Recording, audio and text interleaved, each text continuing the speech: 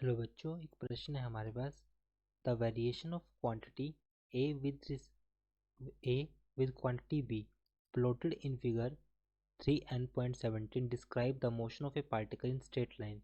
तो हमें बताना चार ऑप्शंस में से राइट ऑप्शन क्या होगा। जैसे पहले कहा गया कि जो क्वांटिटी बी है वो टाइम को रिप्रेजेंट करता है, क्वांटिटी ए है वो velocity if motion is uniform, और जो क्वांटिटी ए है वो डिस्प्लेसमेंट को रिप्रेजेंट करेगी अगर मोशन यूनिफॉर्म होगा।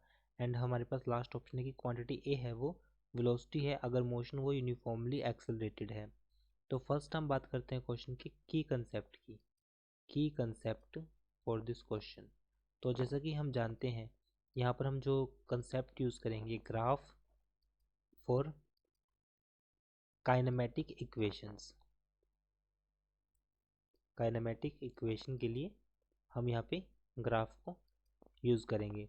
तो जैसे कि हम जानते हैं कि अगर हम काइनेमेटिक इक्वेशन को ड्राइव करते हैं like v equals to u plus a t, second हम यूज़ करते हैं s equals to u t plus half a t square, and third हम यूज़ करते हैं v square minus u square equals to 2as। तो उसको अगर हम ग्राफिकल मेथड से सॉल्व करेंगे,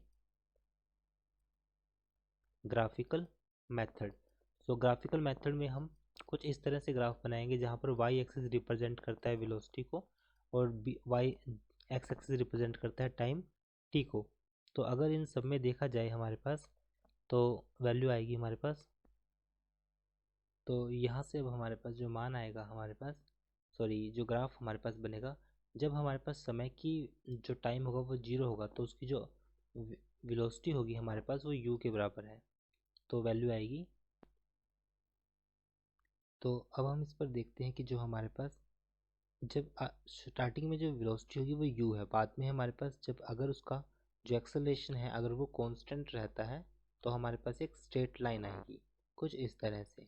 तो यहाँ से हमारे पास इसका इनिशियल पॉइंट u है, बाद में ये हमारे पास किसके लिए कांस्टेंट, एक्सेलरेशन के लिए, हर एक पॉइंट पे इसका जो स्लोप होगा वो कांस्टेंट रहेगा। तो इस ग्राफ के हिसाब से हम बोल सकते हैं कि जो a है हमारे पास वो रिप्रेजेंट करता है वेलोसिटी को और जो b पॉइंट है वो रिप्रेजेंट करता है टाइम को, और ये हमारे पास क्या है, यूनिफॉर्मली एक्सेलरेटेड बॉडी होगी। तो जो क्योंकि काइनेमेटिक इक्वेशन को प्रूव कब होगा, जब बॉडी यूनिफॉर्मली एक्सेलरेशन से एक्सेलरेटेड होगी। तो यहाँ पे हम बोलेंगे कि जो आंसर होगा हमारे पास quantity a is velocity if motion is uniformly accelerated. So right answer जो होगा हमारे पास वो हो जाएगा option D. And quantity B में represent time, yes option A is also right.